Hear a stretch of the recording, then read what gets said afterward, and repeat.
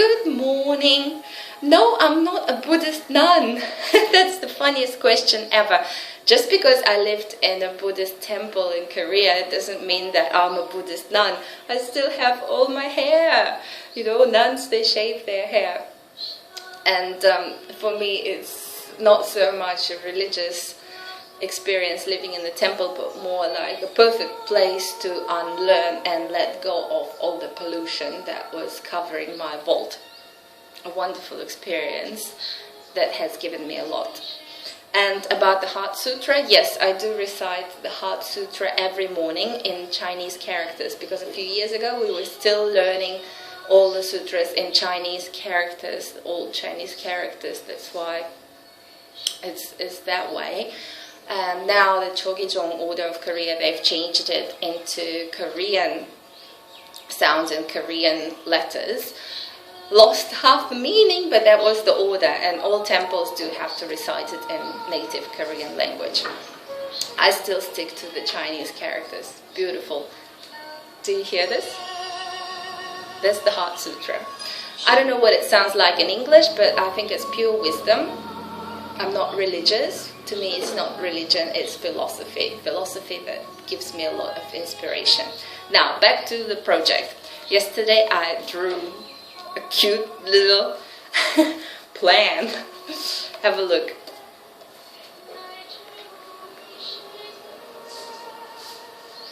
This is the writing and the drawing. So basically, on the side in the sanctuary, there will be a path leading from the gate to the temple of Lina, to my house, to the quarters of the goddess.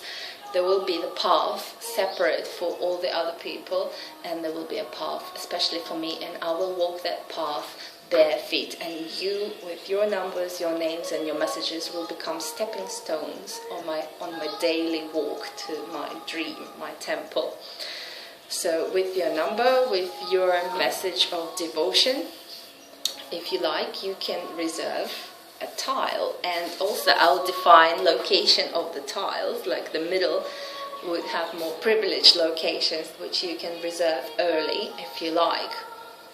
And of course you choose the text, you choose what you want to say. If anything, any pictures, anything engraved, the tiles, I would like to make them here, and I would like to make them, handmake them myself. So at the moment I'm looking for the right place where I can make these tiles from clay, quite thick and solid, so that they can last a long time in this path to my dream. Nobody else would be allowed to step on the path, separate entrances. Okay, now what else is there? I've been doing a lot of drawings for like housing and stuff. It's very exciting, really interesting, and what can I say? It's taking up a lot of time, but I'm willing to give this time, and with all your help, it's coming alive, it's growing, and it's developing really quickly. I'm going to have a look at some land today, and that land, I believe, has a big rock, just what I'm looking for.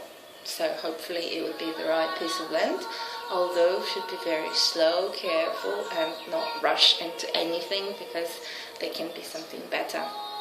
We're looking at a lot of aspects because of privacy and perhaps wearing masks, although, you know, somebody suggested to shave the heads. Maybe that is a good idea too, but, you know, coming back to your family and your work and saying like, well, I shaved my head, will be like, why did you do that for?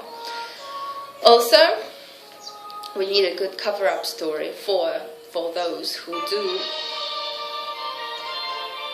do have work and family, so most.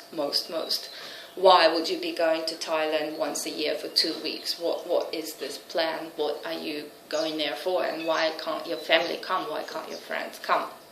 Like a meditation camp where you just need time by yourself to detox and meditate and learn and reflect and come back as a better person, as a more caring father, husband, boyfriend and boss or worker. So I'm still thinking about this cover-up brochures and so on, so that you would have some something acceptable to other people to show in paper format, so that they don't get all suspicious of where is he going and what sort of cult is this and why and who and where. And we don't need unnecessary curiosity from the outside, and we don't need anybody doubting our intentions and saying nasty things about this community, right? It has to have a good face to show to the world.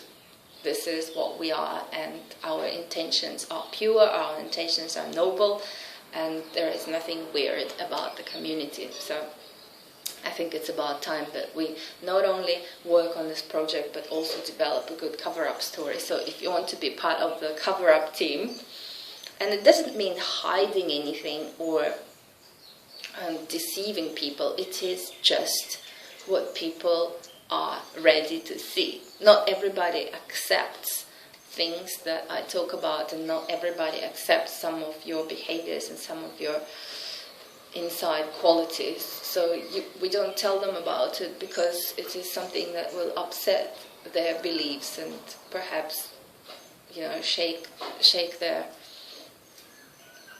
calmness and their balance. Okay, you know what I'm talking about. A good cover-up is a good cover-up, which doesn't mean it's a lie. It's true. Is it a health retreat? Yes. Do you learn about healthy food? Yes. Do you self-reflect, relax, and purify yourself of all the negative thoughts? Yes. Is that bad? Can anybody be doing this, depending on their religion or whatever? No. I mean, anybody is welcome and anybody can be doing this, but of course, we will accept probably only members of the community, because it's enough people, plus some of the things that will be taught to you and practiced are not so acceptable to the rest. So you will probably have to swear secrecy to your goddess, because I don't want any bad gossip and I don't want any bad reputation out there. Excellent. Have a good day, and love from me, from your mistress, goddess, queen, Lena, friend.